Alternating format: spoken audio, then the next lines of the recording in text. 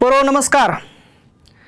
पहा, लक्षात घ्या, ज्या संधीची आपण आतुरतेने वाट बघत होतो ती संधी आपल्या समोर आलेली आहे आणि ती संधी म्हणजे महाराष्ट्र पोलीस भरती 2025।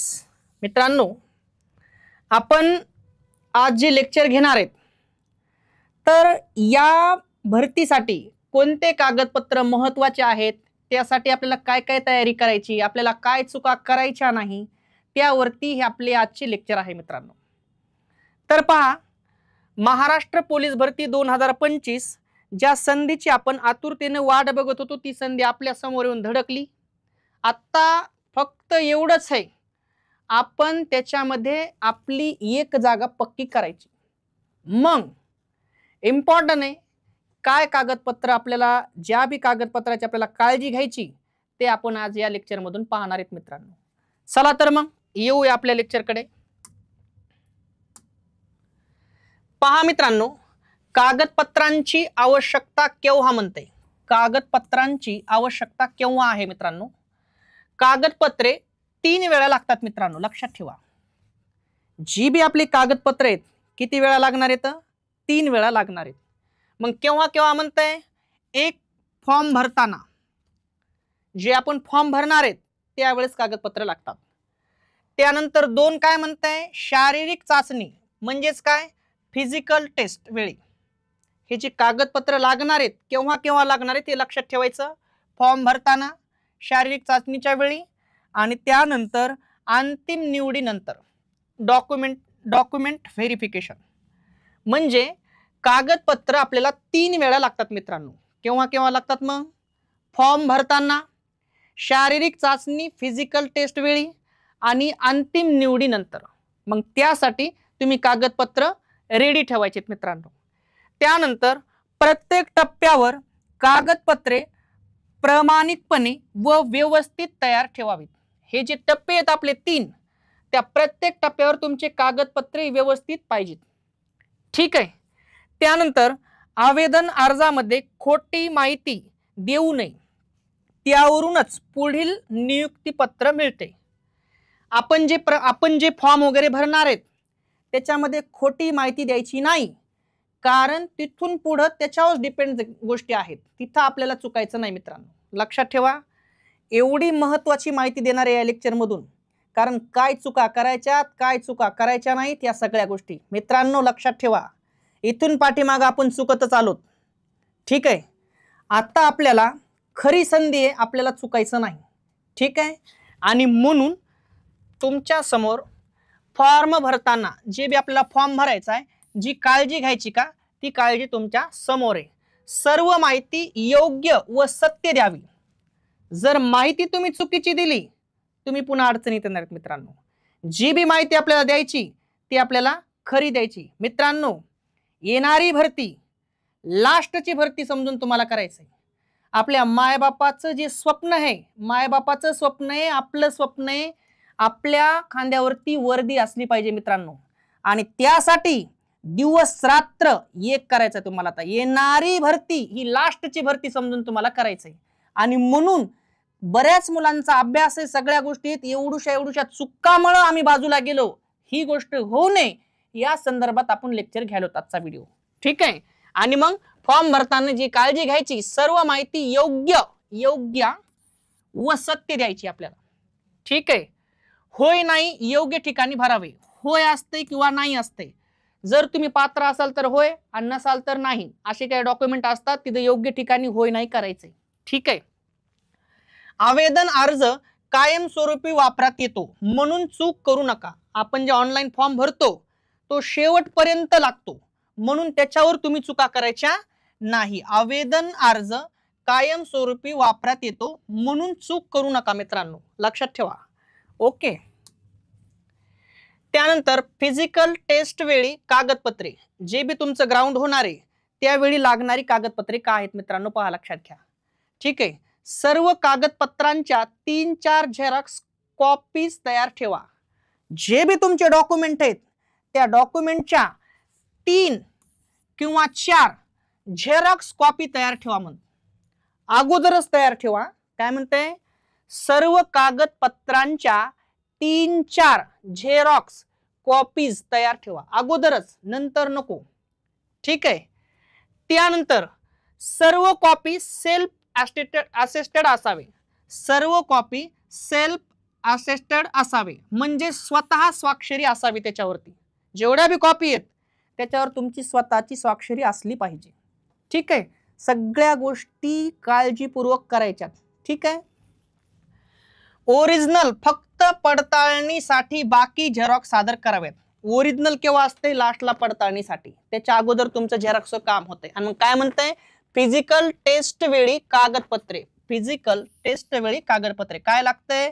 काय काय म्हणताय? सर्व कागदपत्रांच्या 3-4 झेरॉक्स कॉपीज तयार ठेवायच्या, 3 किंवा 4. एक डॉक्युमेंट आहे, त्याचे 3 नाही तर 4 झेरॉक्स काढायच्या, ठीक आहे. आणि आपल्याजवळ त्याचा बंच ठेवायचा आहे. सर्व कॉपी सेल्फ अटेस्टेड असाव्यात. ज्या बी कॉपी आहेत आपल्याजवळ त्या स्वतःच्या स्वाक्षरीने असल्या पाहिजे, एकदम सोप्या भाषेत मित्रांनो. आणि ओरिजिनल जी डॉक्युमेंट आहे ओरिजिनल ती फक्त पडताळणीसाठी लागते, बाकीच्या ठिकाणी आपल्याला झेरॉक्स कामा येते मित्रांनो, ठीक आहे. त्यानंतर महत्वाचे प्रारंभीचे कागदपत्र, त्यानंतर महत्वाचे प्रारंभीचे कागदपत्र मित्रांनो. येणारी भरती जी आता भरती पडलेली आहे ही लास्टची भरती समजून करायचं आपल्याला. याच्या पुढे आपण असं समजायचं की याच्या पुढे भरती नाही, याच्या मागही नव्हती, येणारी भरती, या भरतीमध्ये माझं एक नाव आहे हे समजून करायचंय. मायबापाचं स्वप्न पूर्ण करा मित्रांनो. आपले मायबाप शेतात काम करून आपल्याला सिटीला राहायला ठेवलंय, स्वतः बाप फाटकी चप्पल घालते आणि तुमच्यासाठी 3 ते 4 हजाराचा शूज घेऊन देते, त्याचं नाव आहे बाप. एका मिनिटामध्ये फोन लावल्याच्या नंतर मला मेसला पैसे नाहीत असं म्हणणं, टुईकून फोन वाजणं, 3 हजाराचा जे आपल्याला मेसेज पडतंय त्याचं नाव आहे बाप, क्षणिकही विचार न करता. म्हणून मित्रांनो येणारी भरती लास्टची भरती आहे, स्वतःसाठी नाही तर किमान आपल्या मायबापाकडे बघून त्यांचे स्वप्न, आपला बाप 4 लोकांमध्ये छाती काढून चढला पाहिजे. आपल्या बापाचं जे स्वप्न आहे की आपल्या मुलानं कुठंतरी लागून दाखवावं, तर वर्दी एवढा भारी मार्ग कुठंच नाही मित्रांनो. म्हणून येणारी भरती अंतिम भरती आहे, मला मागही काही नाही पुढेही काही नाही असं समजून करावी. फोन बंद करा, येणाऱ्या भरतीमध्ये लॅब लावा मित्रांनो. आणि त्याचबरोबर मित्रांनो ही कधी बी जाण ठेवा, आपले मायबाप फाटके कपडे घालतात, फाटक्या चपला घालतात आणि आपलं पोरग नटाव म्हणून त्याच्या तत्परतेसाठी अख्खं आयुष्य पेरतात. म्हणून आपलंही त्यांच्या प्रती काहीतरी देणं आहे मित्रांनो. आणि ते देणं काय आहे तर फक्त वर्दी. आणि ती संधी आपल्या समोर आहे. म्हणून येणारी भरती लास्ट अँड बेस्ट भरती समजून करायचंय मित्रांनो. याच्यानंतर मला सांगायचं नाही की मी एवढ्यानच गेलो आणि मी तितक्यानच गेलो. जेवढी काही ताकद आहे ती सगळी ताकद या भरतीमध्ये लावायची आणि बाकीच्या पेक्षा काहीतरी मला एक्स्ट्रा करता येईल का, त्याच्यापेक्षा वेगळं करून माझं यावेळेस भरतीमध्ये नाव असेल का, या तयारीत राहायचं मित्रांनो. लक्षात ठेवा. आणि मायबापाचं आणि स्वतःचं स्वप्न पूर्ण करण्यासाठी आयुष्य याच्यात घालण्यापेक्षा येणाऱ्या भरतीला फोकस करा मित्रांनो. मुद्द्याकडे येतो. आणि मग काय म्हणते, महत्वाचे प्रारंभीचे कागदपत्र म्हणते. सुरुवातीला महत्वाचे कागदपत्र का आहेत तर काय आहेत, अलीकडचा फोटो किमान 5 ते 6 तयार ठेवा म्हणते. आता अलीकडचा फोटो म्हणजे काय, काय लग्नातला फोटो ठेवायचा काय नाही. अलीकडचा फोटो म्हणजे तुमचे पासपोर्ट फोटो असतात ते फोटो, ते पण किती ठेवा म्हणते, 5 ते 6 तयार ठेवा. हे बारकावे लक्षात ठेवायचे आपल्याला, लक्षात ठेवा, ठीक आहे. आणि ते पण अलीकडचा म्हणजे आताच्या काळात काढलेला, नाही तर तुम्ही टाकणार लहानपणचा, तसं जमणार नाही. फोटो आकर्षक आणि स्पष्ट असावा. फोटो कसा पाहिजे, आकर्षक आणि स्पष्ट, नाही तर तुमचा फोटो आहे ओळखूच येणं, दिसायली पोरगीच असं होऊ नये, ठीक आहे. आधार कार्ड आवश्यक आहे. बघा सगळ्यात इम्पॉर्टंट आहे आधार कार्ड असणं गरजेचं आहे. आधार कार्डवर काही चुका वगैरे ते काय ते तुम्ही तुमचं पाहून घ्या, त्या गोष्टी अगोदरच दुरुस्त करून घ्या मित्रांनो, ठीक आहे.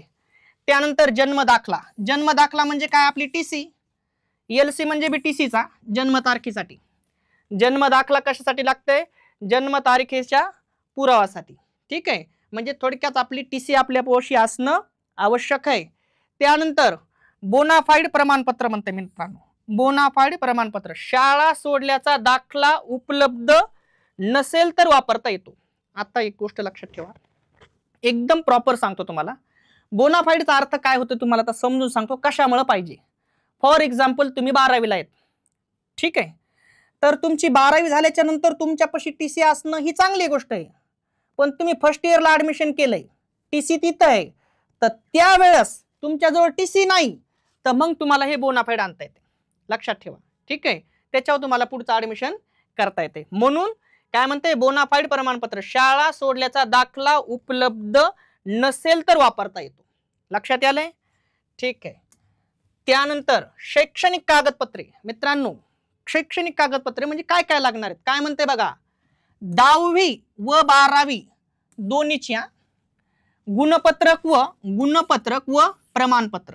म्हणजेच काय, 10वीचे आणि 12वीचे मार्क मेमो आणि सनद आपल्या भाषेत हे तुमच्यापाशी असणं कंपल्सरीच आहे, मॅन्डेटरी आहे. थोडक्यात 10वी आणि 12वी काय काय, मार्क मेमो आणि सनद हे असणं गरजेचंच आहे, ठीक आहे. त्यानंतर हे बघा, दोन्ही कंपल्सरी आहेत म्हणते, दोन्ही कंपल्सरी आहेत. ग्रॅज्युएशन काय म्हणते बघा, ग्रॅज्युएशन पोस्ट ग्रॅज्युएशन असल्यास त्यांची सर्टिफिकेट जोडावी. जर तुमचं ग्रॅज्युएशन पोस्ट ग्रॅज्युएशन आपल्या भाषेमध्ये BA आणि MA जर असेल तर, पोस्ट ग्रॅज्युएशन जर तुमचं असेल 12वीच्या बी पुढं, तर त्याची सर्टिफिकेट तुम्ही जोडू शकता मित्रांनो, ठीक आहे. त्यानंतर CBC पॅटर्न, CBC पॅटर्न म्हणते बघा, सेमी इंग्रजी माध्यम स्वीकारले जाते. थोडक्यात काय, CBC पॅटर्न असेल कोणाचा ते स्वीकारल्या जाते, काही हरकत नाही. ओके, आपण या लेक्चर मधून इतकुल छोटे बारकावे काढत मित्रांनो आपल्या भाषेमध्ये, ठीक आहे. काय म्हणताय, आदिवासी व जातीचे दाखले म्हणताय. आदिवास व जातीचे दाखले बघू आपण. आदिवास प्रमाणपत्र, ठीक आहे. तर हे आदिवास प्रमाणपत्र कायचं पाहिजे, तहसीलचं. म्हणजे आदिवास प्रमाणपत्र म्हणजेच रहिवासी. हा मित्रांनो, आदिवास प्रमाणपत्र म्हणजे काय, रहिवासी. कोणाचं पाहिजे, तहसीलचं पाहिजे. दोन निघतात, लक्षात घ्या. तर हे कोणाचं पाहिजे, तहसीलचं पाहिजे मित्रांनो, ठीक आहे. म्हणजेच काय, डोमासाईल कायमस्वरूपी वैध आहे. एकदा डोमासाईल काढलं की पुन्हा काही विषय नाहीये. मग काय म्हणतंय, आदिवास प्रमाणपत्र म्हणजेच काय, रहिवासी, ठीक आहे. कोणाचं पाहिजे, तहसीलचं पाहिजे, ठीक आहे. आणि म्हणून हे कायमस्वरूपी वैध आहे मित्रांनो, लक्षात आलंय, ठीक आहे. जातीचं प्रमाणपत्र म्हणते, जातीचे प्रमाणपत्र सर्व आरक्षित प्रवर्गासाठी आवश्यक. ज्यांना आरक्षण आहे त्यांना जातीचं प्रमाणपत्र इम्पॉर्टंट आहे मित्रांनो, ठीक आहे. लक्षात आलंय. त्यानंतर जाती वैधता प्रमाणपत्र म्हणते, जाती वैधता प्रमाणपत्र. आता इथं बघा, एक आहे कास्ट आणि त्याची व्हॅलिडिटी, अशा दोन गोष्टी आहेत. एक आहे कास्ट आणि दोन आहे व्हॅलिडिटी. मित्रांनो, जर तुमच्याजवळ कास्ट आहे तर त्याची व्हॅलिडिटी लागत असते. काय म्हणते बघा, जर कास्ट तुमच्याजवळ आहे तर त्याची व्हॅलिडिटी लागत असते. मग फॉर एक्झाम्पल तुमच्यापाशी कास्ट आहे, तर सिलेक्शन नंतर व ट्रेनिंग पूर्वी सादर करावे. म्हणजे ही जी व्हॅलिडिटी आहे मित्रांनो, हे सिलेक्शन नंतर किंवा ट्रेनिंग पूर्वी तुम्हाला सादर करता येते. कास्ट असेल तर त्याची व्हॅलिडिटी लागते आणि व्हॅलिडिटी तुम्हाला सिलेक्शन नंतर किंवा ट्रेनिंगच्या अगोदर सादर करता येते, ठीक आहे. ओके, हे लक्षात आलाय मुद्दा. कास्ट आहे म्हटल्याच्या नंतर त्याची व्हॅलिडिटी लागतेच, आणि मग अगोदर तुमच्याजवळ कास्ट आहे आणि नंतर तुम्हाला त्याची व्हॅलिडिटी काढता येते. केव्हा काढता येते, एकतर सिलेक्शन नंतर काढता येईल, नाहीतर ट्रेनिंग पूर्वी काढता येईल मित्रांनो, ठीक आहे. NCL प्रमाणपत्र, ठीक आहे, NCL प्रमाणपत्र. आता बघा, हे जे प्रमाणपत्र आहे SC आणि ST यांना लागत नाही. बघा, हे जी NCL प्रमाणपत्र आहे हे SC आणि ST ला लागत नाही, बाकीच्यांना सगळ्यांना लागते. थोडक्यात बाकीचं लय बोलायची गरज नाही, ठीक आहे. आता बघा, चालू वर्ष, आता NCL प्रमाणपत्राबाबतीत काय म्हणते, NCL प्रमाणपत्राबाबतीत काय म्हणते, चालू वर्षाचा असावे म्हणते ते. हे जे एनसीएल आहे, एनसीएल म्हणजेच काय, डोमोसाईल प्रमाणपत्र. ठीक आहे. मग हे जे डोमोसाईल प्रमाणपत्र आहे हे कोणाकोणाला लागू होत नाही, एकतर एससी ला जमत नाही आणि एसटी ला, यांना लागत नाही थोडक्यात, बाकीच्यांना लागतंय. ठीक आहे.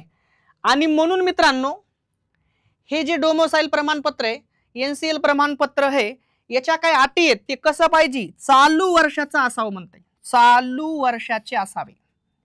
ठीक आहे. आणि मग त्याची परत एक अट आहे, कसं पाहिजे बघा, 1 एप्रिल 2025 च्या नंतरच पाहिजे.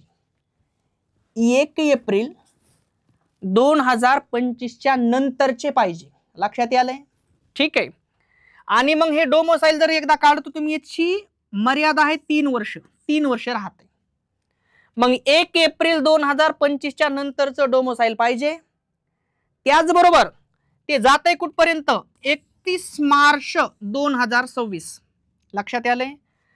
जर तुमच्याकडे एनसीएल प्रमाणपत्राबाबत आपल्याला जर बोलायचं झालं मित्रांनो, तर ते एससी आणि एसटी ला यांना लागत नाही, बाकीच्या सर्वांना लागतंय.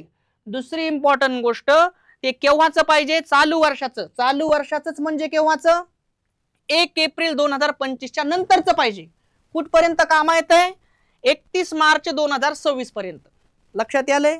आणि जर तुम्ही एकदा एनसीएल प्रमाणपत्र काढ मित्रांनो, तर ते 3 वर्षाचा त्याचा कालावधी, 3 वर्ष ते जात आहे. ठीक आहे. पुढे जाऊ ता, विशेष प्रमाणपत्रे म्हणते. विशेष प्रमाणपत्रे काय आहेत, नक्षलग्रस्त भागाचे प्रमाणपत्र, नक्षलग्रस्त भागाचे प्रमाणपत्र. ठीक आहे. मग हे जर तुम्हाला प्रमाणपत्र असेल मित्रांनो तुमच्याकडं, तर शिक्षण, उंची इत्यादी मध्ये सूट भेटते तुम्हाला. जर तुमच्याकडं, याचे काही जिल्हे आहेत मित्रांनो नक्षलग्रस्त म्हणून, जर तुमच्याकडं हे जर नक्षलग्रस्त भागाचं प्रमाणपत्र असेल, तर इम्पॉर्टंट काय आहे, तुम्हाला शिक्षणामध्ये सूट आहे, किंवा उंचीमध्ये सूट आहे, किंवा इत्यादी मध्ये सूट आहे, अजून एखाद्या दुसऱ्या गोष्टीमध्ये सूट आहे मित्रांनो. एकदम आपल्या भाषेमध्ये मित्रांनो व्हिडिओ बघून आपल्याला जाणं गरजेचं आहे. लक्षात यायलंय. ठीक आहे. त्यानंतर समांतर आरक्षण प्रमाणपत्र. समांतर आरक्षण प्रमाणपत्र, जर तुमच्याकडे समांतर आरक्षण प्रमाणपत्र असेल, बघा काय म्हणते, विविध आरक्षण कोट्यासाठी लागते. हे जे समांतर आरक्षण आहे ना, हे कशासाठी लागते, विविध आरक्षण कोट्यासाठी लागते. काय काय म्हणते, महिला, खेळाडू आणि प्रकल्पग्रस्त इत्यादी. समांतर आरक्षण लागू कोणाकोणाला होतंय, महिला, खेळाडू, प्रकल्पग्रस्त. आता समांतर आरक्षणाचा फायदा काय आहे तुम्हाला नंतर सांगतो. समांतर आरक्षण कशासाठी असते थोडं पुढे गेल्याच्या नंतर सांगतो. आणखी मित्रांनो लक्षात ठेवायचंय, आपल्याला तुमचा अभ्यास असून बी चूक झाल्याच्या नंतर बाजूला थांबावं लागते बरं. लक्षात घ्या. फॉर्म भरते वेळस एवढं महत्वाच्या गोष्टी येतात. फॉर्म जेव्हा नीट कॅप आपण भरतो, भरल्याच्या नंतर आपलं काम आहे आपण 2दा चेक करणं. 100% चेक करायचं आपल्याला, त्याच्याशिवाय आपल्याला पुढे जायचं नाही. समांतर आरक्षणाचा मुद्दा काय तुम्हाला पुढे सांगतो, पण कोणाकोणाला कामा येत आहे, महिला, खेळाडू, प्रकल्पग्रस्त इत्यादी. ठीक आहे.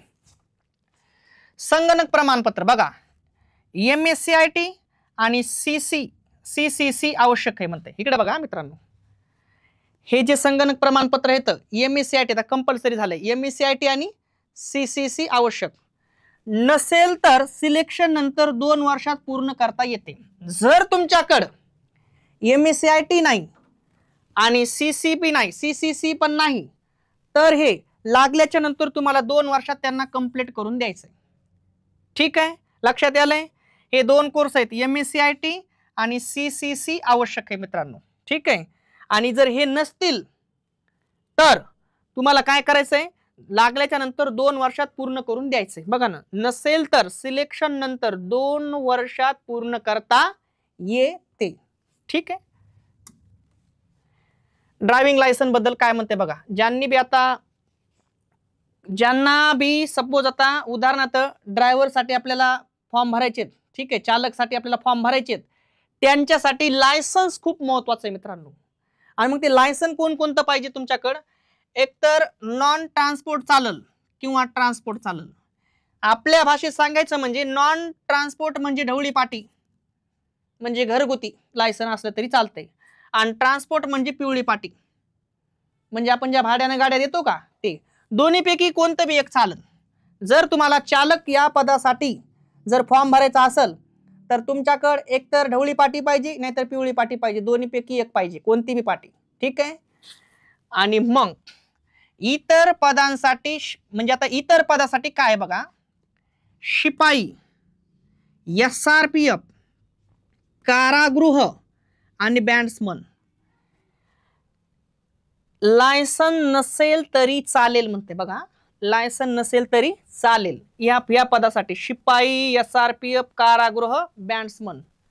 पण याला लय महत्व द्यावं, उभय आणि अव्यय. पण ट्रेनिंग नंतर 2 वर्षात द्यावे लागते. आता बघा या लायसन बद्दल बोलायलो मी तुम्हाला मित्रांनो. हे ड्रायव्हिंग लायसन चालक पदासाठी ते इम्पॉर्टंट आहेच, ते त्याच्याशिवाय चालक पदाचा फॉर्मच तुम्हाला भरता येणार नाही. ठीक आहे. मग चालक पदासाठी काय म्हणतंय, नॉन ट्रान्सपोर्ट किंवा ट्रान्सपोर्ट. नॉन ट्रान्सपोर्ट ढवळी पाटी, ट्रान्सपोर्ट पिवळी पाटी आवश्यक आहे, दोन्हीपैकी एक कोणतं बी पाहिजे. पण त्याच्या व्यतिरिक्त इतर पदासाठी काय म्हणताय, शिपाई असेल, SRPF असेल, कारागृह असेल, बँड्समन असेल, यांच्यासाठी लायसन नसेल तरी चालेल, पण ट्रेनिंग नंतर 2 वर्षात तुम्हाला द्यावं लागणार आहे. म्हणजे तुम्हाला या दोन्हीपैकी एखादं लायसन ट्रेनिंगच्या नंतर द्यावंच लागणार आहे. फॉर एक्झाम्पल जर चालक पदासाठी फॉर्म भरायचा असेल तर याच्याशिवाय पर्यायच नाही, अगोदरच द्यावा लागेल. आणि यांच्यासाठी जर भरायचं असेल तर तुमच्यापाशी सध्या नसला तरी चालेल, लागल्याच्या नंतर 2 वर्षात तुम्हाला हे लायसन दोन्हीपैकी एक कोणतंही द्यायचंय मित्रांनो, एक तर ढवळी पाटी नाहीतर पिवळी पाटी. ठीक आहे. NCC व इतर गुण लाभ बघा, NCC व इतर गुण लाभ काय म्हणते पहा. ज्यांच्याकडे NCC C ग्रेड, NCC लक्षात घ्या, C ग्रेड सर्टिफिकेट आहे बघा, NCC C ग्रेड सर्टिफिकेट ज्यांच्याकडे आहे. पण हे NCC C ग्रेड सर्टिफिकेट फक्त पोलीस शिपाई पदासाठीच आहे, लक्षात ठेवा. काय म्हणतोय मित्रांनो पहा, NCC C ग्रेड सर्टिफिकेट फक्त कोणासाठी आहे, पोलीस शिपाई पदासाठीच. त्याचा फायदा काय आहे, तुम्हाला 5 गुण देते बघा, 5 गुणांचा बोनस. आपल्या भाषेत सांगायचं म्हणजे मित्रांनो, NCC C ग्रेड सर्टिफिकेट ज्यांच्याकडे आहे त्यांना 5 गुण हे बोनस मध्ये मिळणार आहेत. परंतु एक गोष्ट त्याच्यामध्ये अशी आहे, पोलीस शिपाई पदासाठीच आहे बघा. हे जे NCC C ग्रेड कोणासाठी आहे, फक्त पोलीस शिपाई पदासाठीच आहे मित्रांनो, बाकीच्या ठिकाणी कामा येत नाही, हे आवर्जून लक्षात ठेवावं. इतर पदासाठी NCC चा लाभ नाही, लक्षात आलं का तुम्हाला. फक्त एकाच पदासाठी तुम्हाला त्याचा लाभ घेता येते, ते म्हणजे पोलीस शिपाई पदासाठी. आणि गुण किती भेटणार आहेत, 5. पुढे जातो. समांतर आरक्षण म्हणते. समांतर आरक्षण जे मी बोललो होतो, समांतर आरक्षण काय असते ते आपण समजून घेऊ आणि त्याचा फायदा काय ते सांगू आपण. पहा लक्षात घ्या, काय म्हणताय समांतर आरक्षण, पॅरलल रिझर्वेशन. ठीक आहे. आरक्षणाचे प्रमुख प्रकार, समांतर आरक्षणाचे जे प्रमुख म्हणजेच मुख्य प्रकार आहेत ते तुमच्या समोर आहेत. समांतर आरक्षण म्हणजे काय अगोदर आपण समजून घेऊ. फॉर एक्झाम्पल आता मला सांगा, एखादी महिला आहे, महिलाला काही आरक्षण आहे. ठीक आहे. समांतर आरक्षण म्हणजे सांगतो ना समजून, महिलांना काय आरक्षण आहे, बरोबर आहे, ते एक आरक्षण. आणि फॉर एक्झाम्पल या महिलाची कास्ट फॉर एक्झाम्पल SC हे ST जे काही, तर 2 ठिकाणचं आरक्षण मिळून ते समांतर आरक्षण होते. फॉर एक्झाम्पल ही या महिलेला महिला आहे म्हणून एक आरक्षण आहे आणि SC आहे म्हणून एक आरक्षण आहे, म्हणजे 2 आरक्षणाचं प्रमाणपत्र, त्याला म्हणतात समांतर आरक्षण. लक्षात आलंय मी काय म्हणालो. समांतर आरक्षण म्हणजे 2 ठिकाणचं आरक्षण मिळाले. म्हणजेच काय, फॉर एक्झाम्पल महिला आहे म्हणून एक आरक्षण भेटलंय आणि SC आहे म्हणून एक आरक्षण भेटले, त्याला म्हणतात काय म्हणतात, त्याला समांतर आरक्षण. ठीक आहे. आणि मग आरक्षणाचे प्रमुख प्रकार कोणते, कोणत्या समांतर आरक्षणाचे प्रमुख प्रकार कोणते बघा. एक म्हणजे महिला 30%, ठीक आहे. त्यानंतर खेळाडू, आता फॉर एक्झाम्पल म्हणालो मी, समांतर आरक्षण तर तुम्हाला समजले, परत एकदा सांगतो. खेळाडू, उदाहरणार्थ एखाद्याकडे खेळाडूचं सर्टिफिकेट आहे, हे एक सर्टिफिकेट झालं, हे एक आरक्षण झालं. दुसरी गोष्ट, फॉर एक्झाम्पल तो मुलगा एसटी आहे, तर त्याचं एक आरक्षण, असे 2 आरक्षण त्याच्याकडे येतं, म्हणून त्याला काय म्हणतात, समांतर आरक्षण. आणि या समांतर आरक्षणाचे प्रकार आहेत, एक म्हणजे महिला, दुसरं म्हणजे खेळाडू म्हणजेच काय, स्पॉट कोटा. ठीक आहे. त्यानंतर प्रकल्पग्रस्त, धरणग्रस्त, भूकंपग्रस्त, असे 3, प्रकल्पग्रस्त, धरणग्रस्त आणि भूकंपग्रस्त. आता या तिघांचा अर्थ सांगतो काय. प्रकल्पग्रस्त म्हणजे आपल्या शेतातून कॅनल जाणं, रोड जाणं, याला आपण प्रकल्पग्रस्त म्हणू शकतो. ठीक आहे. धरणग्रस्त हे प्रकल्पग्रस्तातच येते मित्रांनो. धरणग्रस्त म्हणजे आपल्या शेताच्या कडीनं जे धरण वगैरे बांधले त्याला आपण धरणग्रस्त म्हणतो, म्हणजे आपल्या शेताच्या कडीनं वगैरे नुकसान झाले ते याच्यामध्ये बसते. धरणग्रस्त म्हणजेच काय, प्रकल्पग्रस्त, लक्षात ठेवायचं. भूकंपग्रस्त म्हणजे काय, हे अवकाळी नुकसान झालेलं नैसर्गिक, त्याला भूकंपग्रस्त म्हणता येईल. मग काय म्हणताय, प्रकल्पग्रस्त, धरणग्रस्त, भूकंपग्रस्त कुठं बसू शकते, समांतर आरक्षणात बसू शकते मित्रांनो, लक्षात ठेवायचं. ठीक आहे. माजी सैनिक व त्यांचे कुटुंबीय यांनाही समांतर आरक्षण बसते. माजी सैनिक म्हणजेच काय, जे माजी सैनिक होते आणि आता रिटायर आहेत त्यांच्यासाठी. ठीक आहे. त्यानंतर पोलीस पाल्य. ठीक आहे.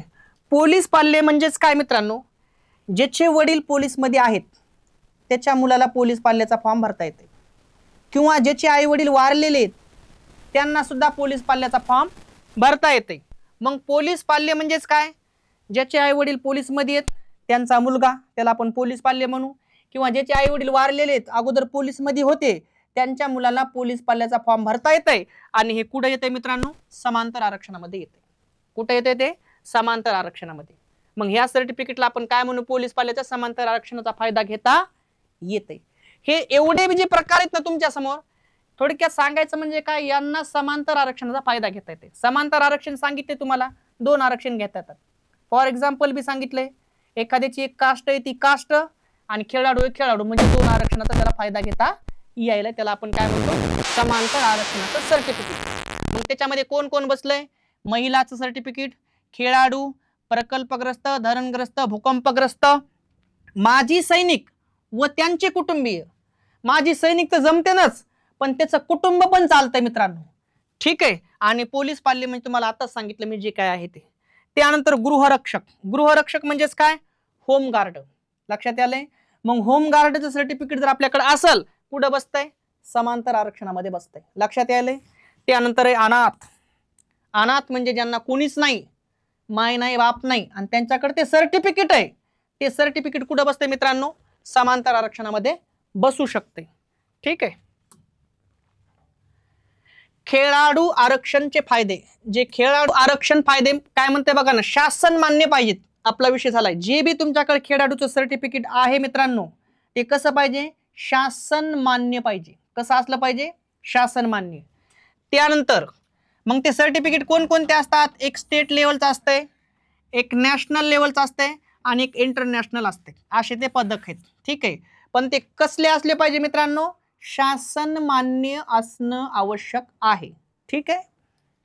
त्यानंतर फक्त पार्टिसिपेशन सर्टिफिकेट चालत नाही. आता पहा, म्हणजे खेळाडूचं सर्टिफिकेट आहे पण तुमच्यापाशी पार्टिसिपेशन सर्टिफिकेट आहे तर हे चालणार नाही.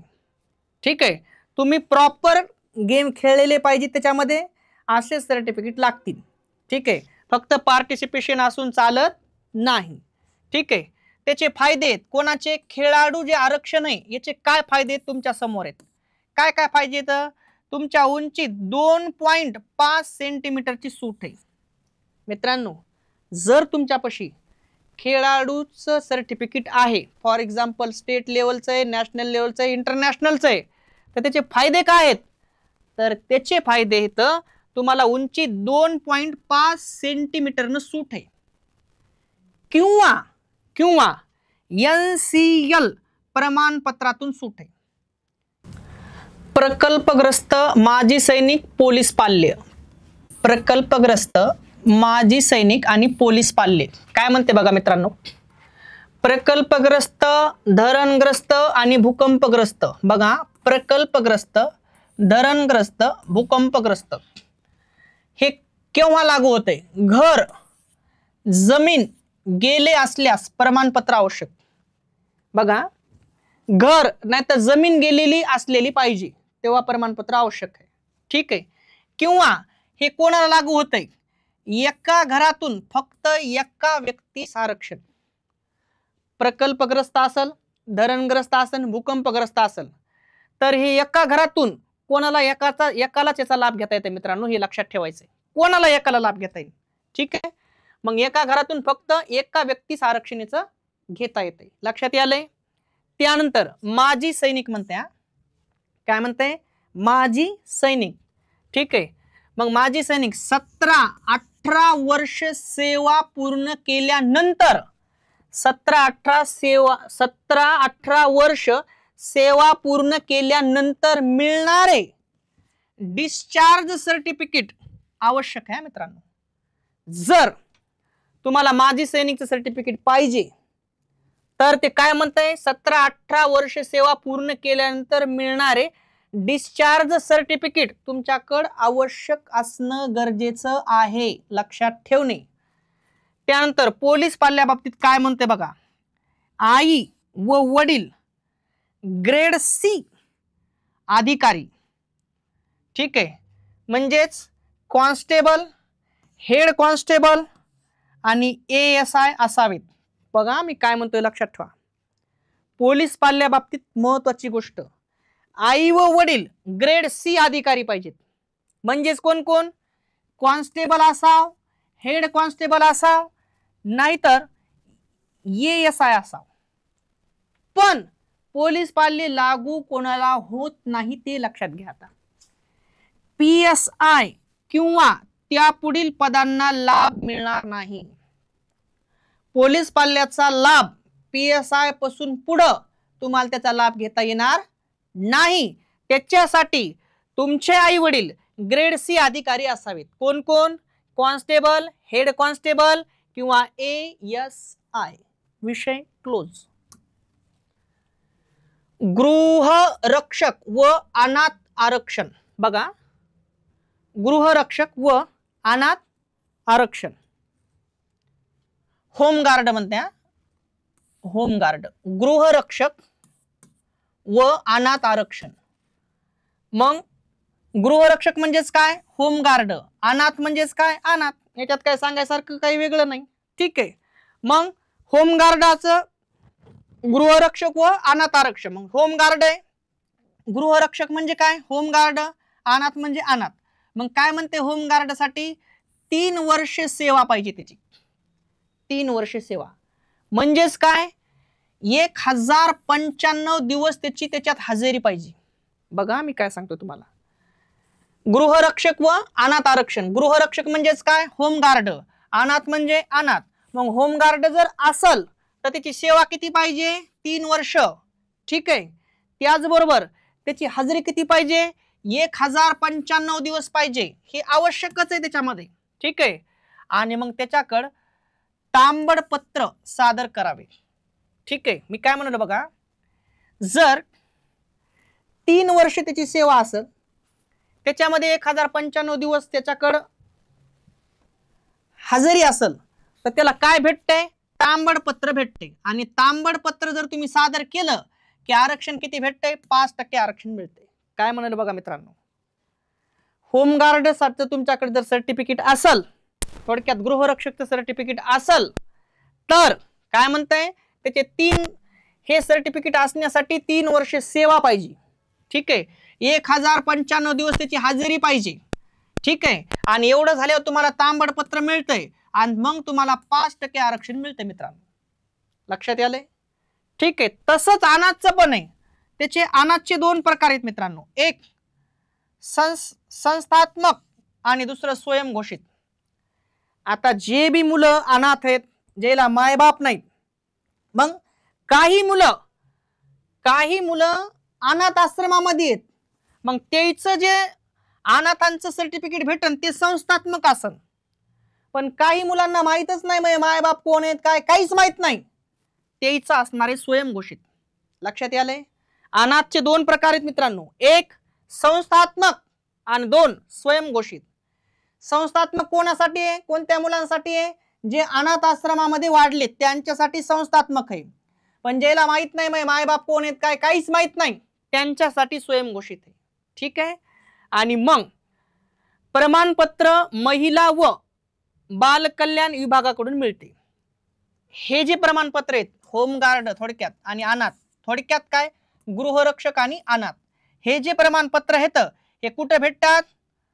महिला व बाल कल्याण विभागाकडून मिळते. लक्षात घ्यायचं, हे प्रमाणपत्र कुठे भेटतात? महिला व बाल कल्याण विभागाकडून मिळतात मित्रांनो, लक्षात ठेवा. आणि मग सेम आहे. आणि मग त्याचबरोबर मित्रांनो याच्यामध्ये 1% आरक्षण दिले जाते. इकडे लक्ष द्या, आरक्षण किती दिले जाते? 1%. जर तुमच्याकडे अनाथचा आश्रम तुमच्याकडे अनाथ हे जर सर्टिफिकेट असेल अनाथाचं तर तुम्हाला आरक्षण किती भेटणार आहे? 1% भेटणार आहे. पण होमगार्डचं असेल तर आरक्षण किती भेटणार आहे? 5%. ठीक आहे. थोडक्यात काय गृहरक्षक व अनाथ आरक्षण हे जे दोन सर्टिफिकेट आहेत, थोडक्यात सांगायचं जर झालं गृहरक्षक म्हणजेच होमगार्डचं जर असेल तर तुम्हाला 5% आरक्षण आहे आणि त्याचबरोबर अनाथचं असेल तर तुम्हाला 1% आरक्षण आहे मित्रांनो. ओके. सूचना मित्रांनो, एवढं काळजीपूर्वक आपण हा व्हिडिओ बनवलेला आहे, एकही चूक न होता, कारण व्हिडिओ बघून जाणं हे तुमच्यासाठी कंपल्सरी आहे, गरजेचं आहे. कारण चूक अभ्यास मित्रांनो, पोरायचा अभ्यास असून सुद्धा पोरं बाजूला जातात का? कारण चुकले फॉर्म भरण्यामध्ये. सगळ्या गोष्टीची आपल्याला अगोदर तयारी ठेवावी लागणार आहे, स्थिर राहावं लागणार आहे. आणि म्हणून सूचना आहे तुमच्यासाठी मित्रांनो, सर्व कागदपत्रे स्पष्ट झेरॉक्स व ओरिजिनल दोन्ही स्वरूपात तयार ठेवा. सर्व कागदपत्र येतं ते स्पष्ट असले पाहिजे, झेरॉक्स बी असल्या पाहिजे आणि ओरिजिनल स्वरूपात बी तुमच्या समोर असले पाहिजे. ही पहिली सूचना आहे. दुसरी सूचना आहे तुमच्यासाठी, फॉर्म भरताना घाई करू नका, बिलकुल घाई नाही, शांततेनं फॉर्म भरा. टाइम लागू द्या काय लागायचं तर, पण वेळ गेलेला चालतंय, पण चूक आपल्याला मान्य होणार नाही. तिसरी सूचना आहे, सर्व माहिती नीट पडताळूनच सबमिट करा. जेव्हा नेट कॅफेवाला फॉर्म भरतय आपल्याकडे दिल्याच्या नंतर आपण 2, 3, 4 वेळा बघा, पण जेव्हा प्रॉपर होईल तेव्हा सबमिट करा. जाहिरातीतील 30 नोव्हेंबर ही अंतिम तारीख लक्षात ठेवा. लास्टची फॉर्म भरायची तारीख किती मित्रांनो? 30 नोव्हेंबर आहे. ठीक आहे, अंतिम तारीख लक्षात ठेवायचं. आता ताज्या भरतीबाबत माहिती, जे बी ताजी आता भरती आहे त्याच्याबाबत तुम्हाला जी माहिती आहे, पोलीस भरती 2024-25 एकूण जागा आहेत मित्रांनो 15,631 पूर्ण राज्यभरामध्ये. किती येतात? 15,631 पद आहेत पूर्ण राज्यभरात. ठीक आहे. त्यानंतर सोलापूर ग्रामीण 90 पद आहेत सोलापूरमध्ये. सोलापूर शहर 96 पद आहेत. SRPF व कारागृह शिपाई 55 पद आहेत. आणि जसं जसं इथून पुढच्या जिल्ह्यामध्ये सुद्धा जागा पडलेल्या आहेत ते आपण संकेतस्थळावर जाऊन बघून घ्यायच्यात आता. ठीक आहे. आणि मग अर्ज कालावधी 29 ऑक्टोबर ते 30 नोव्हेंबर 2025. बघा त्या अर्जाचा कालावधी किती आहे तिथपर्यंत तुम्ही फॉर्म भरू शकता, 29 ऑक्टोबर ते 30 नोव्हेंबर. ठीक आहे. आणि जर तुम्हाला या सगळ्या बाबतीत माहिती पाहिजे असेल, फॉर्म कसा भरायचा आहे, कुठं भरायचा आहे, तर त्याच्यासाठी संकेतस्थळ आहे मित्रांनो http पोलीस रिक्रुटमेंट 2025 महा8 ऑर्गनायझेशन ह्या साईटवर जायचंय आणि पुढच्या गोष्टी तुम्हाला तिथं सगळी माहिती मिळणार आहे मित्रांनो. सर्व विद्यार्थी लवकरात लवकर आवश्यक कागदपत्रे तयार ठेवावीत. सर्वांना सूचना आहे, तुमचे जे बी आवश्यक कागदपत्र आहेत ते तुम्हाला तयार ठेवायचे. त्यानंतर स्वतःवर विश्वास ठेवा, तयारी ठेवा आणि प्रयत्न सुरू ठेवा. स्वतःवर तुमचा विश्वास असला पाहिजे, सगळ्यात इम्पॉर्टंट. काही फोके येतात, हा एवढ्या जागा आहेत, कसं करायचं, काय त्यात तुझा नंबर लागन का, पहिले त्याला म्हणा फोक्या तू काय केलं सांग, नंतर मला तू सूचना दे. त्याच्यामुळे निगेटिव्ह लोकांमध्ये राहायचं नाही काही दिवस. आपली लढाई फक्त आपल्या संग आहे हे लक्षात ठेवून कामाला लागा. ह्या रिकाम्या लोकांच्या संगतीला लागू नका. हे काही दिवस तुम्हाला निगेटिव्ह करणारे लोक भेटतील. आपला माइंड तसाच काम करते. मग त्याच्यामुळं येणारी भरती, लास्टची भरती समजायची, पॉझिटिव्ह डेनं अभ्यास करायचा आहे. आणि इम्पॉर्टंट सगळ्यात, जेव्हा तुमचा पेपर असेल तेव्हा तुम्हाला स्थिर राहणं गरजेचं आहे मित्रांनो. गडबड अजिबात नाही. तिथं तुम्हाला एकदम पेशन्स, कारण पॉइंटचा विषय आता मार्काचा गेला, ठीक आहे. आणि मग काय म्हणते बघा ना, तुम्हाला एक सल्ला आहे, संघर्षाशिवाय यश नाही. संघर्ष ही जीवन आहे मित्रांनो, संघर्ष ही जीवन आहे. संघर्षाशिवाय माणसाला किंमत नाही. माणूस कसा दिसतो याच्यापेक्षा कसा वागतो याला व्हॅल्यू होईल. म्हणून माणसाच्या दिसण्यावर लोक प्रेम करत नसतात, तर त्याचं कार्य काय आहे, त्याच्या कार्यानुसार माणसाला प्रेम लावले जाते. म्हणून कधी बी लक्षात ठेवायचं, दिसण्यापेक्षाही जास्त तुमचं कार्य श्रेष्ठ असलं पाहिजे आणि तुमच्या कार्याला लोक सेल्यूट करत असतात मित्रांनो. म्हणून आपलं कार्य ग्रेट असलं पाहिजे. सगळ्यांना सूचना आहे, लागल्याच्या नंतर सुद्धा आपल्या गरिबीची जाण ठेवून येणाऱ्या पुढच्या भावी जे पोलीस होणार आहेत त्यांच्यासाठी तुमचं काम असलं पाहिजे, मला यांना काहीतरी मदत करायची आणि प्रत्येकाने एकमेकाच्या सहकार्यानं पुढे जायचंय. म्हणून दिसण्यापेक्षा जास्त कार्याला व्हॅल्यू द्यायची. माणसाच्या कार्याला सेल्यूट करतात लोक. आणि आपलं कार्य एवढं ग्रेट ठेवायचंय. आपल्या चांगल्या लोकांनी तर आपल्याला चांगलं म्हणलंच पाहिजे, पण आपले दुश्मनानं सुद्धा आपल्याला माघारी म्हणले पाहिजे, नाही नाही उसमें कुछ बात थी, ते माणूस म्हणजे ग्रेट होता, हे आपल्या दुश्मनानं सुद्धा आपल्याला म्हणलं पाहिजे. पण नाईलाजानं मला एखाद्या वेळेस माझा दुश्मन आहे म्हणून वाईट मानावं लागतंय, पण ते माणूस खरंच ग्रेट होता. आणि हे केव्हा होतंय, कार्य ग्रेट असेल तर. मित्रांनो, आपल्याला आपलं कार्य ग्रेट ठेवायचंय. आणि ते केव्हा होईल, आपल्याकडे काहीतरी एखादी पोस्ट आहे, कोणाला तरी आपल्याला मदत करता येईल. नाही तर विषय असा होऊ नये, मला मोठं झाल्यावर गरीबाईची मदत करायची आणि मोठं झाल्यावर कळालं मीच गरीब आहे. ह्या गोष्टी नकोय. आपल्याला मोठं होऊन गरीबाईला मदत करायची आणि त्यांना मोठं करायचंय. त्यासाठी आपल्या खांद्यावर वर्दी असणं आवश्यक आहे मित्रांनो. आणि म्हणूनच मी खूप वेळा सांगितले, येणारी भरती अंतिम आहे. आपल्याकडे काही आहे तर दुनिया आपल्या सोबत आहे, नाही तर दुनिया तुम्हाला कोलायला बसलेली आहे. येणारी भरती अंतिम समजा आणि कार्याला किंमत द्या आणि दिवस रात्र मेहनत करून लॅब मध्ये एक एक क्षण घाला मित्रांनो. तेव्हा तुमचा येणारा क्षण सुवर्ण आल्याशिवाय राहणार नाही. आणि म्हणून संघर्षाशिवाय यश नाही, ठीक आहे. हे कागदपत्रे आत्ताच तयार ठेवा. जे बी तुम्हाला सांगितले तेच कागदपत्र आता तुम्हाला तयार ठेवायचे. जे तुमच्या समोर आहेत हे कागदपत्र तुम्हाला आत्ताच तयार ठेवायचे. मग काय काय आहे, 10वी पास मार्कशीट व बोर्ड सर्टिफिकेट, ठीक आहे. 12वी पास मार्कशीट व बोर्ड सर्टिफिकेट. पदवीधर असल्यास म्हणते, पदवीधर असल्यास प्रथम वर्ष, द्वितीय वर्ष, तृतीय वर्ष. जर तुमचं ग्रॅज्युएशन कंप्लीट आहे तर प्रथम वर्ष, द्वितीय वर्ष, तृतीय वर्षाचे सर्टिफिकेट तुमच्याकडे असणं अनिवार्य आहे. जर तुम्ही मुक्त विद्यापीठाच्या पदवीचे प्रथम वर्ष, द्वितीय वर्ष, तृतीय वर्ष, जर तुम्ही मुक्त विद्यापीठामध्ये जर ग्रॅज्युएशन कंप्लीट केलं असेल तर त्याचं बी प्रथम, द्वितीय, तृतीय वर्षाचे सर्टिफिकेट तुमच्याकडे असणं अनिवार्य आहे मित्रांनो, ठीक आहे.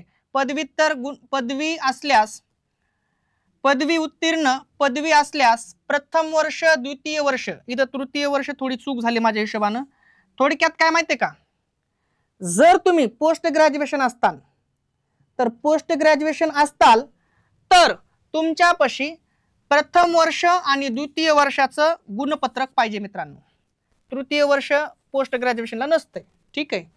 फॉर एक्झाम्पल बी असेल, फॉर एक्झाम्पल बी आपल्या भाषेत कळते आपल्या पोरायला, बी असेल तर प्रथम वर्ष, द्वितीय वर्ष, तृतीय वर्ष.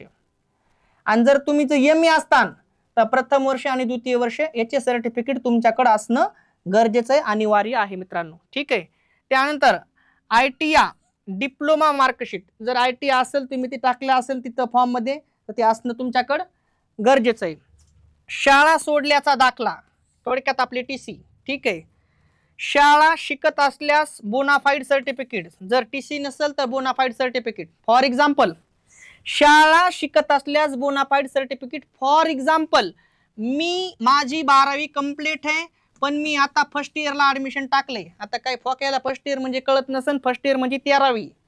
मग माझी 12वी झाली, मी 13वीला ऍडमिशन टाकलंय, तर तिथं कसा विषय होतोय, मग 12वीची TC मी 13वीला गेली, मग शिक्षण तर चालू आहे, माझ्याजवळ TC नाही. मग तशा टायमाला मी इथं 13वी जिथं चालू आहे का तिथून त्यांच्याकडून बोनाफाईड सर्टिफिकेट आणू शकतो, कारण माझी TC तर इथं अडकली. मग इथं TC अडकल्यामुळं मी तिथून सर्टिफिकेट आणून, कोणतं सर्टिफिकेट, बोनाफाईड सर्टिफिकेट आणून आपलं काम भागू शकतो. ठीक आहे. म्हणून तर काय म्हणताय, शाळा शिकत असल्यास बोनाफाईड सर्टिफिकेट पाहिजे. ठीक आहे. त्यानंतर जातीचं प्रमाणपत्र. ठीक आहे. वयाचा दाखला, आदिवासी प्रमाणपत्र, नॉन क्रिमिलेअर सर्टिफिकेट, बघा विसरायचं नाही मित्रांनो. त्यानंतर आर्थिक दृष्ट्या दुर्बल घटकाचे प्रमाणपत्र, कोणते, EWS.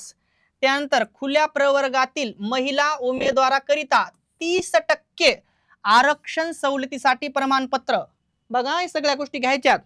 त्यानंतर प्रकल्पग्रस्त प्रमाणपत्र असल्यास म्हणले, भूकंपग्रस्त प्रमाणपत्र असल्यास, विभागीय उपसंचालक यांच्याकडून पडताळणी केलेले खेळाडू प्रमाणपत्र. कसं पाहिजे, खेळाडू प्रमाणपत्र कसं पाहिजे मित्रांनो, बघा इम्पॉर्टंट सांगतो. खेळाडू प्रमाणपत्र जर तुमच्याकडे असेल तर ते कसं पाहिजे बघा, विभागीय उपसंचालक यांच्याकडून पडताळणी केलेले खेळाडू प्रमाणपत्र. खेळाडू प्रमाणपत्र हे असं पाहिजे, विभागीय संचालक यांच्याकडून पडताळणी केलेले खेळाडू प्रमाणपत्र असावे. त्यानंतर वडील पोलीस असल्यास त्याचे प्रमाणपत्र, जर वडील पोलीस असतील तर त्याचं एक प्रमाणपत्र. ठीक आहे, जर असतील तर. ठीक आहे. त्यानंतर होमगार्ड प्रमाणपत्र असल्यास, वडील काय म्हणते बघा ना, वडील पोलीस असल्यास त्याचे प्रमाणपत्र, म्हणजेच काय, पोलीस पाळले. ठीक आहे. त्यानंतर होमगार्ड प्रमाणपत्र असल्यास, होमगार्ड प्रमाणपत्र जर आपण काढलं ते असलं तर रेडी पाहिजे. कोणकोणती प्रमाणपत्र रेडी ठेवायचे तुमच्या समोर आहे. ठीक आहे. आधार कार्ड लक्षात ठेवा, पॅन कार्ड, ड्रायव्हिंग लायसन्स, माजी सैनिक उमेदवाराचे डिस्चार्ज कार्ड. आता एखादा माजी सैनिक उमेदवार आहे तर त्याला त्याचं जे डिस्चार्ज कार्ड आहे ते त्याच्याकडे असणं आवश्यक आहे. ठीक आहे. मग माजी सैनिक उमेदवाराचे डिस्चार्ज कार्ड, ओळखपत्र असल्यास, जर त्याच्याकडे ती असल गोष्ट, तर कोणतं सर्टिफिकेट पाहिजे माजी सैनिकाचं, डिस्चार्ज कार्ड. ठीक आहे. त्यानंतर माजी सैनिक उमेदवाराचे आर्मी एज्युकेशन प्रमाणपत्र असल्यास, हे पण रेडी ठेवायचे. असल्यास म्हणल्या, जिथं असल्यास आहे ती लक्षात ठेवा, असल्यास. चारित्र्य पडताळणी प्रमाणपत्र निवड झाल्यावर लागेल. आता इम्पॉर्टंट आहे सगळ्यात. चारित्र्य म्हणजेच काय, कॅरेक्टर सर्टिफिकेट. तुमच्या, जसं मी आता अगोदर बोलले, कॅरेक्टर इज मोस्ट इम्पॉर्टंट. तुमच्या कॅरेक्टरला खूप किंमत आहे. लोक तुम्हाला बघत नसतात, तुमचं कॅरेक्टर काय आहे त्याच्यावरून तुम्ही जज केले जातात. आणि म्हणून चारित्र्य पडताळणी प्रमाणपत्र जर निवड झाल्यावर लागणार आहे. केव्हा लागणार आहे बघा, गव्हर्नमेंट सुद्धा तुम्हाला जेव्हा घेतय का, तुमच्यावर काही डाग आहे का बघते. जर असेल तर तुम्हाला तिथं चान्स नाही. म्हणून चारित्र्य तुमचं ग्रेट ठेवा मित्रांनो. चारित्र्यानुसार तुमची ओळख असती. आणि चारित्र्य म्हणजेच काय, कॅरेक्टर सर्टिफिकेट तुम्हाला लागन. पण केव्हा, लागल्यावर. मग त्याला आपण चारित्र्य पडताळणी म्हणलेलो. ठीक आहे. उसके बाद मित्रांनो, येणारी भरती फोकस करून आम्ही 1 नोव्हेंबर 2025 पासून सकाळी 8 ते 12 ऑफलाईन क्लास ठेवलेले आहेत. ठीक आहे. आणि मग या भरतीमध्ये मित्रांनो प्रॉपर मराठी, गणित, बुद्धिमत्ता, GK, GS, चालू घडामोडी, त्याचबरोबर तुमच्या ग्राउंडची तयारी होते, त्याचबरोबर तुम्ही पाहिलं तर प्रत्येक आठवड्यामध्ये एक टेस्ट होते. या अनुषंगानं येणारी भरती फोकस करून 1 नोव्हेंबर 2025 वेळ सकाळी 8 ते 12 अशी आम्ही बॅच उपलब्ध केलेली आहे. ज्याही मुलांना वाटतंय की येणारी भरती आम्हाला फोकस करायची, त्या विद्यार्थी मित्रांनी परभणीमध्ये आमचा पत्ता आहे वसंतराव नाईक पुतळा, वसमत रोड, मुळे हॉस्पिटलच्या बाजूला आमचा क्लास आहे मित्रांनो. तिथे तुम्ही येऊ शकता. आणि इम्पॉर्टंट आहे, एकदम अनुभवी शिक्षक आहेत, सगळ्या गोष्टी एकदम प्रॉपर आहेत. तुमचा क्लास 8 ते 12 वेळ, त्यानंतर तुमचा प्रत्येक आठवड्याला एक टेस्ट होते, त्याचबरोबर तुमचं ग्राउंड पण होते. म्हणून येणाऱ्या भरतीला फोकस करून आम्ही बॅच नवीन सुरू केलेली आहे. ज्यांनाही वाटते नवीन आहेत एकदा अवश्य भेट द्या. आमचा मोबाईल नंबर आहे 9923985608. ठीक आहे मित्रांनो, जी बी काही माहिती दिली ती सगळी माहिती बघितल्याशिवाय तुम्ही फॉर्म भरायला जायचं नाही. ठीक आहे मित्रांनो, असंच काही अपडेट आली तर पुन्हा एक लेक्चर घेऊन आपण इथे येणार आहेत. थांबतो. जय हिंद, जय महाराष्ट्र.